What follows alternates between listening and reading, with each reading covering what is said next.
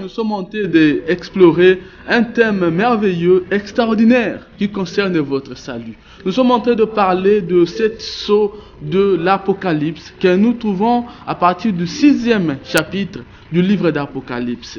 C'est vrai que pour quelques-uns, le livre d'Apocalypse semble plutôt un livre incompréhensible, totalement fermé à l'esprit humain. Mais comprenez que Dieu l'a destiné à ceux qui l'aiment. Dieu l'a destiné à nous qui vivons ces temps de la fin. C'est-à-dire que vous êtes tout à fait capables de comprendre ce livre et que Dieu désire ardemment que vous puissiez comprendre et connaître ce qui est écrit et observer les paroles de ce livre. Selon qu'il est écrit, heureux celui qui lit les paroles de cette prophétie et qui l'observe. Il est très important, bien aimé, de pouvoir ce soir étudier avec nous ce livre merveilleux. Vous comprendrez dans cette étude les plans merveilleux de Dieu pour l'humanité, les plans merveilleux de Dieu pour votre vie, et vous comprendrez les mystères qui entourent le monde d'aujourd'hui. Je vous invite ensemble à savourer avec moi ce soir dans cette étude passionnante ces récits du livre d'Apocalypse. Le 6e chapitre, à partir du premier verset que nous avons déjà commencé la semaine passée, où nous voyons la Bible nous explique, nous détaille les mystères de cette sceau de l'Apocalypse. Alors nous avons vu avec vous, du moins pour ceux qui étaient là le jeudi passé, nous avons vu les 5 sceaux de l'Apocalypse, parmi ce 7 sceaux de l'Apocalypse. Et donc nous continuons ce soir, mais également dans les jours à venir, car c'est un livre, c'est un enseignement plutôt qui est long et qui nous prendront quelques semaines pour pouvoir en finir. Mais pour quelques rappels, pour ceux qui n'étaient pas avec nous, nous avons parlé de cette sceau de l'Apocalypse. Nous voyons dans le premier chapitre, dans le premier verset du 6e chapitre, nous voyons le premier sceau qui est ouvert, qui concerne, nous avons parlé, l'esprit de la séduction. Donc le premier sceau concerne cet ange, amène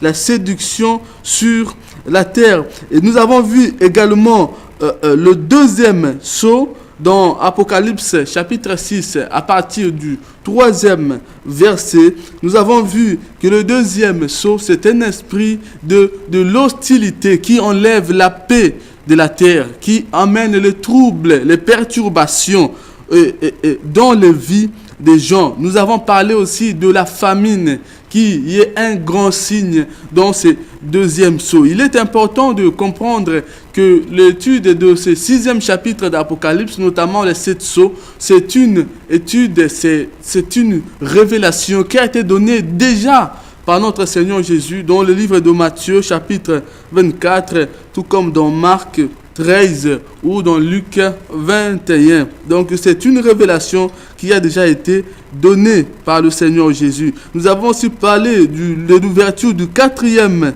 sceau qui concerne un moment de trouble général, un moment de grande guerre, un moment de meurtre et des assassinats dans le monde. Nous vous avions référé ce 4e sceau aux histoires passées à la 2e guerre mondiale ou à la 1re guerre mondiale. Ce fut des moments épouvantables pour l'humanité, des moments cruels et des moments très difficiles. Nous avons également parlé du 5e sceau, de l'ouverture du 5e sceau. La Bible nous dit dans le 9e verset du 6e chapitre d'Apocalypse, quand il ouvrit le 5e sceau, j'ai vu sous l'autel des âmes de ceux qui avaient été immolés à cause de la parole de Dieu et à cause du témoignage de Jésus-Christ. Alors le 5e sceau, le 9e verset donc de ce 6e chapitre nous parle des âmes de ceux qui avaient été immolés, ceux qui avaient été sacrifiés,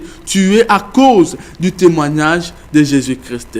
Nous comprenons donc ensemble avec vous que ce 5e sceau concerne plutôt la grande tribulation. Quand la Bible parle des âmes de ceux qui ont été immolés, les âmes de ceux qui ont été tués, certes dans l'histoire du christianisme, il y a eu des gens, énormément de chrétiens qui ont été massacrés à cause du témoignage de Jésus, mais ce phénomène s'amplifiera dans les jours à venir avec la grande tribulation. Permettez-moi également de vous rappeler que le livre d'Apocalypse n'est pas un livre du passé, mais plutôt une révélation de choses à venir. C'est-à-dire qu'il ne se réfère pas précisément au passé, du moins d'une façon directe, mais c'est une révélation qui est liée au temps à venir. Donc le 5e sceau ici se réfère à la grande tribulation qui, durant la période durant laquelle de centaines de milliers de chrétiens seront immolés, seront tués, seront persécutés à cause du témoignage qu'ils porteront, parce qu'ils refuseront de recevoir la marque de l'Antichrist.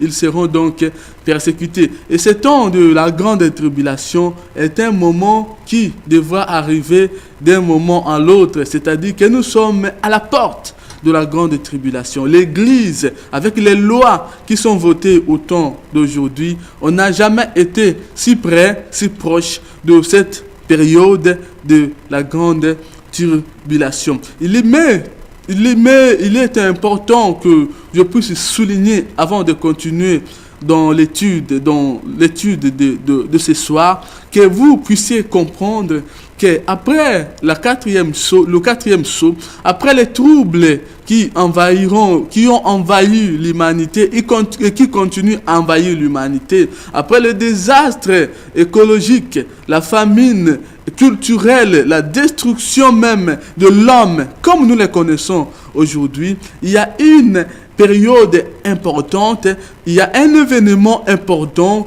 qui se passera entre le 4e et le 5e sceau. C'est-à-dire au début du 5e sceau, avant la grande persécution, la grande tribulation de l'Église, il y a un événement qui se produit jusqu'après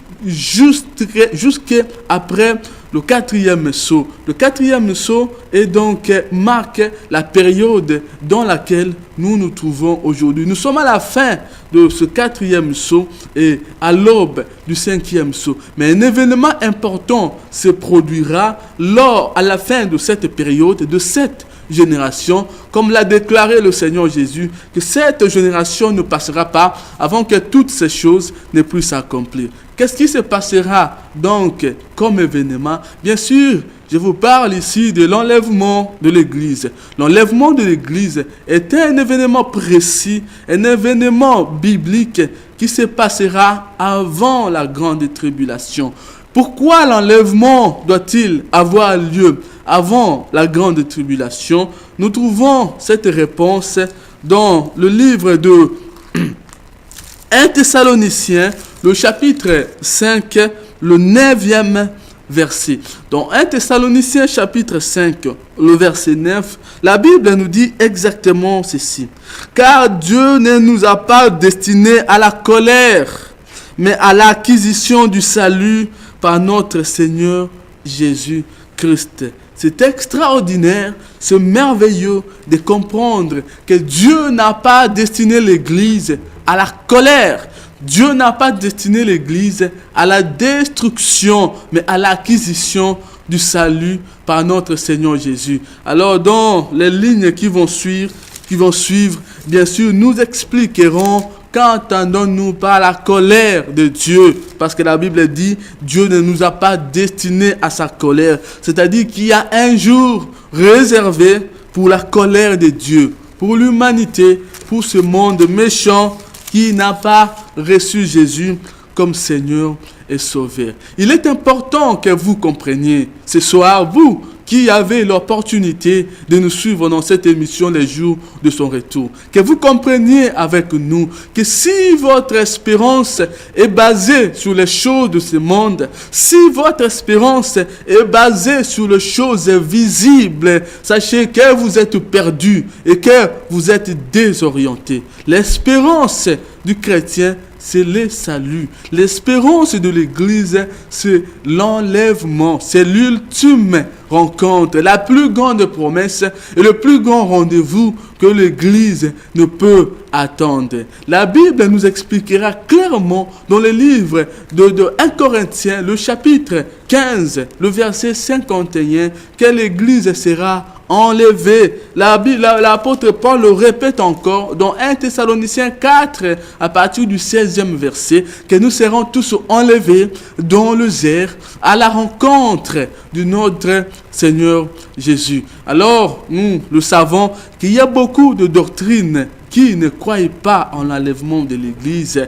Mais nous vous annonçons selon la parole du Seigneur. Jésus déclara dans Jean chapitre 14 que je m'en vais vous préparer une place et après je reviendrai, je vous prendrai afin que là où je sois, vous y soyez également. Soyez bénis abondamment. Comprenez donc la révélation de Dieu dans les 7 sceaux de l'Apocalypse. Il s'agit donc de cette même révélation que Jésus a donnée dans Matthieu 24 qui explique le phénomène mondiaux qui arriveront au temps de la fin dans l'humanité. Commençant, comme nous l'avons dit, par la séduction, par le famine, par les guerres, par les troubles, par les tremblements de terre et par toutes sortes de cataclysmes qui frapperont l'humanité pécheresse d'aujourd'hui. Soyez bénis abondamment. Voilà donc entre le quatrième et le 5e sceau, avant d'entrer dans la grande tribulation, l'Église sera enlevée parce que l'Église, Dieu n'a pas destiné le saint à la colère, à la souffrance, parce que rassurez-vous, ça sera des moments durs. Jésus a dit, la souffrance comme celle-là n'a jamais existé et qu'il n'y en aura pas des jours comme celle-là. C'est pour ça Dieu, par sa bonté, a voulu épargner son Église à cette grande souffrance. Soyez abondamment bénis au nom de notre Seigneur Jésus. Donc nous voyons qu'au 5e sceau, la Bible nous présente les âmes de ceux qui ont été immolés, de ceux qui ont donné leur vie à cause du témoignage de l'agneau, dans cette période où l'Antéchrist se révélera. Car comprenez que l'Antéchrist ne peut se révéler avant l'enlèvement de l'Église. Juste après l'enlèvement de l'Église, l'Antéchrist prendra possession sur les temples de Jérusalem, dont la reconstruction est plus que certaine aujourd'hui. Soyez abondamment bénis. Alors, dans le verset 12 du 6e chapitre du livre d'Apocalypse, nous voyons donc que la Bible nous parle du 6e sceau. Je vous avais dit que plus on avance dans l'ouverture de ces sceaux, plus les désastres vont être plus forts, plus les catastrophes vont augmenter, plus la douleur va augmenter. Aujourd'hui, nous sommes au temps de douleur de l'enfantement. Nous n'avons pas encore connu, l'humanité n'a pas encore connu les véritables douleurs. Mais les véritables douleurs sont ceux qui viennent avec la grande tribulation dans le 5e sceau dont nous avons parlé tantôt. La Bible dit au verset 12, « Je regardais quand il ouvrit le 6e sceau, et il eut un grand tremblement de terre. Le soleil devint noir comme un sac de grains. La lune entière devint comme du sang et les étoiles du ciel tombèrent sur la terre comme lorsqu'un figuier secoué par un vent violent jette ses figues vertes. Le ciel se retira comme un livre qu'on roule et toutes les montagnes et ils furent remués de leur place. Le roi de la terre, les grands, les chefs militaires, les riches et les puissants, tous les esclaves et les hommes libres, les rochers le cachèrent dans le caverne et dans le rocher des montagnes. Et il disait aux montagnes et aux rochers, tombez sur nous, cachez-nous devant la face de celui qui est assis sur le trône et devant la colère de l'agneau, car le grand jour de sa colère est venu. Et qui peut subsister à sa colère? Voyez le décor planté sur l'ouverture du 6e sceau. C'est impressionnant, c'est extraordinaire. Nous assistons ici à un grand événement. Il s'agit d'un grand tremblement de terre qui sera un tremblement de terre planétaire, un tremblement de terre qui englobera, qui secouera les fondements de l'humanité tout entière. Nous connaissons aujourd'hui des grands tremblements de terre. Nous avons connu en Haïti, au Japon, aux États-Unis, en Floride, partout dans le monde. Mais c'était des tremblements de terre régionaux. Ici, la Bible nous présente un événement, un tremblement de terre grandiose qui secouera les fondements des rochers et qui bouleversera la vie sur toute la terre. Et je vous ai dit tantôt que ici, après le 5e sceau, qui était la grande persécution ou la grande tribulation, nous sommes ici dans l'ouverture du 6e sceau qui est les jours de l'Éternel ou les jours du Seigneur. Les jours du Seigneur, ce n'est pas un jour de bonheur, ce n'est pas un jour de joie. Il y a des gens qui ont chanté les jours du Seigneur, le jour de joie. Le jour du Seigneur, ce n'est pas un jour de joie, ce n'est pas un jour de bonheur, mais un jour de malheur, un jour d'obscurité. Regardez ce que décrit le prophète Ésaïe. Dans Ésaïe, chapitre 13, le verset 9, écoutez ce que dit la Bible. Il dit, voici le jour de l'Éternel arrive, jour cruel, jour de colère ardente, fureur, qui réduira la terre tout entière en solitude et exterminera les pécheurs. Le jour de l'Éternel est un jour de colère de Dieu. C'est le jour où Dieu se vengera sur les nations. C'est le jour où Dieu se vengera sur ceux qui n'ont pas reçu le témoignage de l'agneau. Je veux vous inviter encore à lire avec moi la prophétie de Joël, chapitre 2, le verset 1er. La Bible dit ceci. Sonnez de la trompette en Sion, faites retentir sur ma montagne sainte, que tous les habitants du pays tremblent, car le jour de l'Éternel vient, car il est proche. Si le jour de l'Éternel était un jour de joie, pourquoi les habitants doivent-ils trembler? Avons-nous besoin de trembler dans un jour de joie? Regardez, le verset 2 de ce 2e chapitre de Joël nous apporte encore une grande précision. La Bible dit, jour de ténèbres et d'obscurité, jour de nuées et de brouillard. Il vient comme l'aurore se répand sur les montagnes. Voici un peuple nombreux et puissant, tel qu'il n'y en a jamais eu et qu'il n'y en aura jamais dans la suite des âges.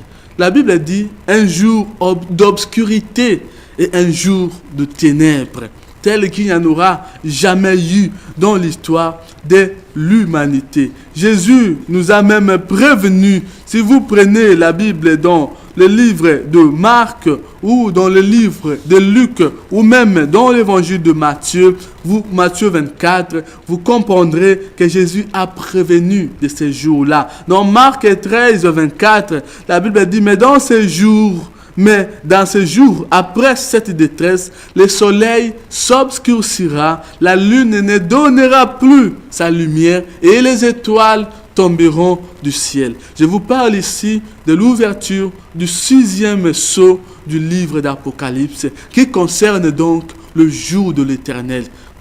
On appelle ça aussi le jour du Seigneur ou le jour de l'Éternel, qui est le jour de la vengeance de Dieu. D'abord sur Israël. Le prophète Jérémie a dit que ça sera un jour de malheur pour Jacob, un jour de douleur pour Jacob. Jacob, ce n'est pas l'Église. Jacob, ce n'est pas toi et moi. Jacob, c'est Israël. Jacob, c'est Jérusalem. Il est important de comprendre que durant donc cette période, durant l'ouverture du 6e sceau, l'Église, la vraie Église, ceux qui ont accepté Jésus sincèrement ne seront plus là durant cette période parce que l'enlèvement aura déjà été accompli. Mais ça sera un jour où la Bible dit, les rois de la terre vont se cacher sur les montagnes. Les habitants de la terre, la Bible dit, même les riches ou les pauvres, ils vont demander aux montagnes, mais abattez-vous sur nous. Ils chercheront la mort, mais ils ne la trouveront pas, parce que Dieu aura à cœur de se venger. Alors, c'est un avertissement pour ceux qui vivent dans le péché aujourd'hui, pour ceux qui se vantent que nous sommes au temps de la grâce. Comprenez que s'il y a une grâce de Dieu, il y a aussi la colère à venir. Profitez de la grâce pour vous convertir et recevez Jésus comme Seigneur et Sauveur. Vous qui vivez dans l'égarement, vous qui vivez dans le péché, vous qui vivez dans l'ignorance, vous êtes aussi coupables que le pécheur.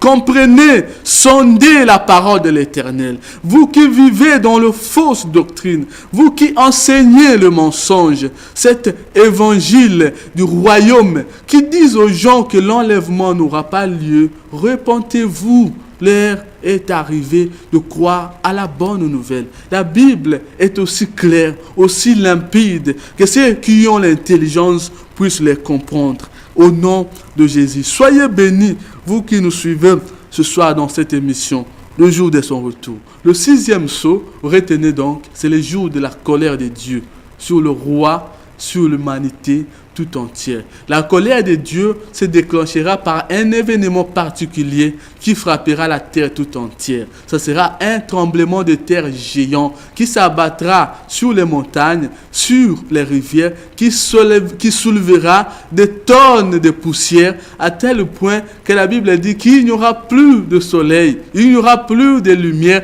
La Bible dit que le soleil va s'obscurcir, les étoiles vont se transformer en ténèbres.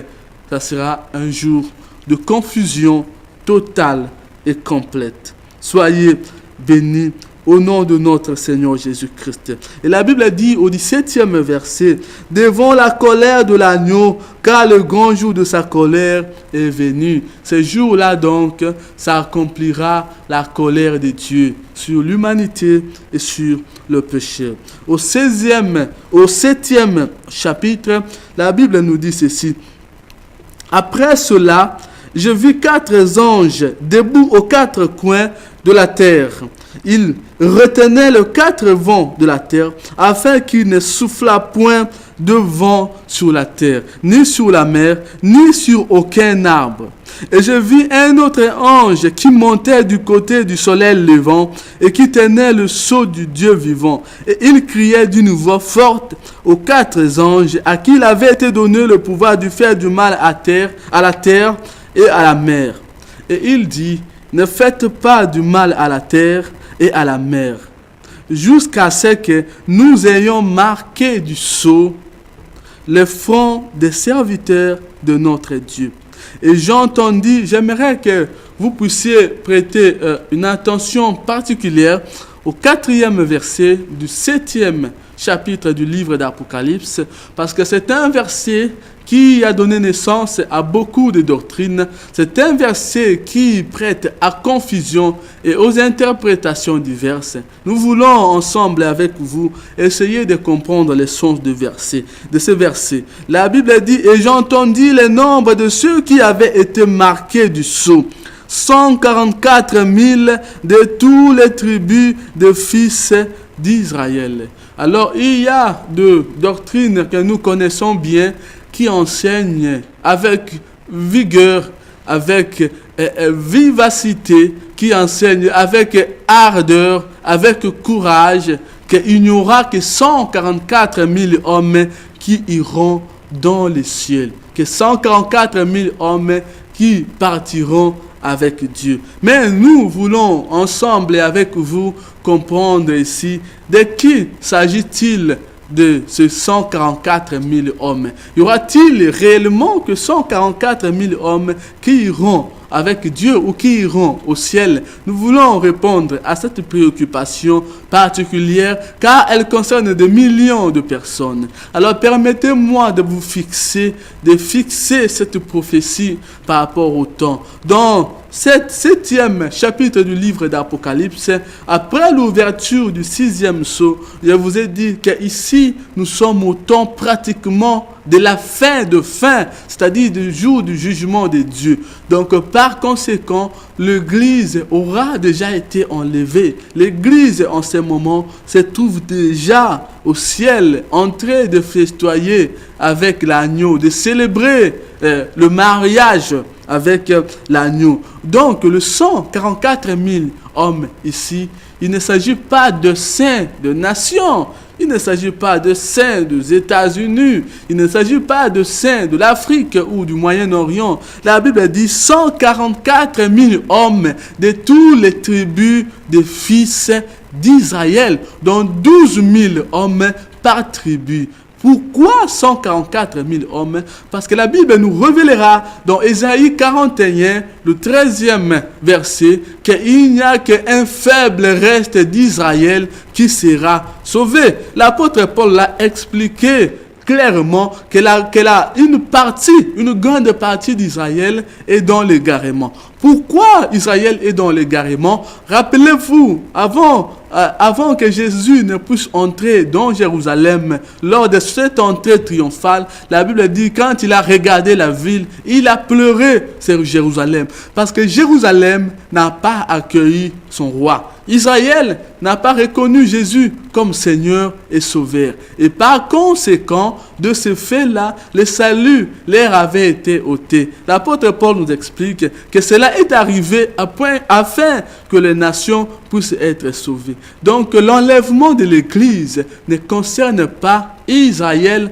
étant que nation, ne concerne pas Israël judaïque d'aujourd'hui. Certes, il y a des chrétiens dans Israël, ceux-là font partie de l'Église. Mais quand je parle d'Israël ici, je parle d'Israël judaïque, Israël de la coutume qui a refusé, qui s'obstine à ne pas reconnaître Jésus comme le Seigneur et Sauveur. Ils ne seront pas enlevés avec l'Église. Et par conséquent, ils seront épurés comme l'or, comme nous révélera Zacharie 14. Ils seront épurés durant la grande tribulation, c'est-à-dire durant l'ouverture du 5e sceau et du 6e sceau. Et il ne leur restera qu'un petit nombre. Les 144 000 hommes ici, ce sont le nombre des Juifs qui seront sauvés lors de la grande tribulation et non pas les saints du monde ou les saints de toutes les nations. La Bible donne même leur nombre selon leur tribu.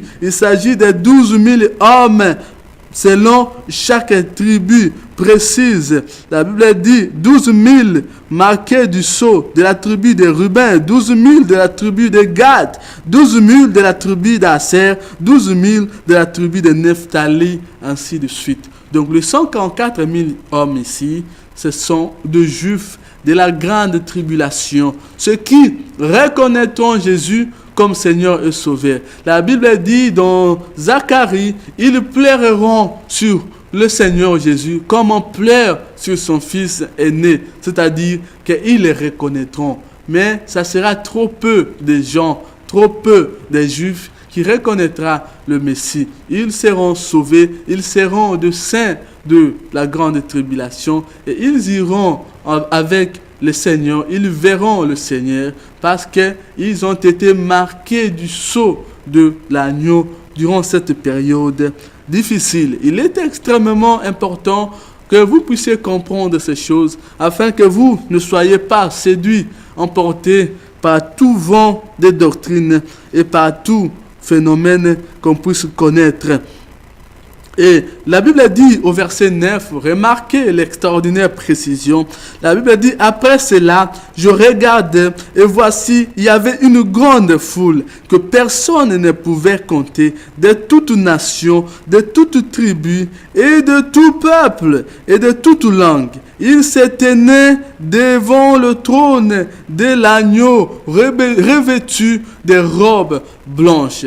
Extraordinaire. quand vous lisez la suite de ces versets, vous comprendrez que la Bible nous explique que cette immense foule, c'est la foule, les nations issues de la grande tribulation. C'est-à-dire quoi? C'est-à-dire qu'après l'enlèvement de l'Église, il y aura des chrétiens qui ne seront pas enlevés parce qu'ils seront un pied dedans, un pied dehors. Il y aura aussi de nations, des gens des autres religions, par exemple les musulmans ou les hindous ou les religions que vous connaissez, ils ne seront pas enlevés parce qu'ils n'ont pas connu Jésus. Mais quand l'Antichrist se révélera dans la grande tribulation, tous ces mondes que vous voyez, que ce soit hindous, bouddhistes ou musulmans, ils pleureront sur Jésus, ils le reconnaîtront et alors ils seront tués à cause de cette reconnaissance par le pouvoir mondial de l'Antichrist. Et tous ces hommes constituent la foule que vous voyez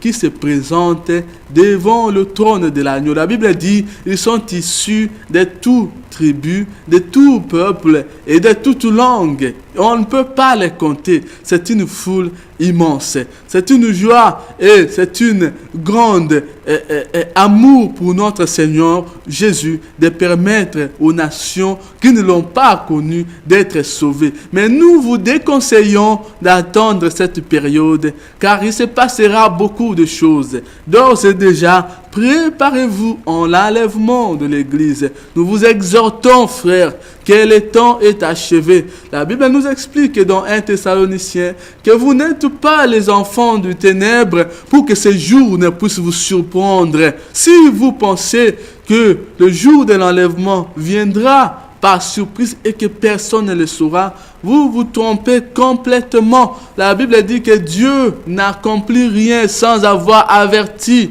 à ceux qui l'aiment de ses projets. Cet verset s'applique à tout également en ce qui concerne l'enlèvement. Nous ne connaissons pas l'heure, nous ne connaissons pas la date, sinon nous vous l'aurions dit, mais nous connaissons le signe, nous connaissons la période, nous connaissons les événements qui annonceront l'enlèvement de l'Église. Et ces événements, nous les vivons ensemble avec vous dans la génération d'aujourd'hui.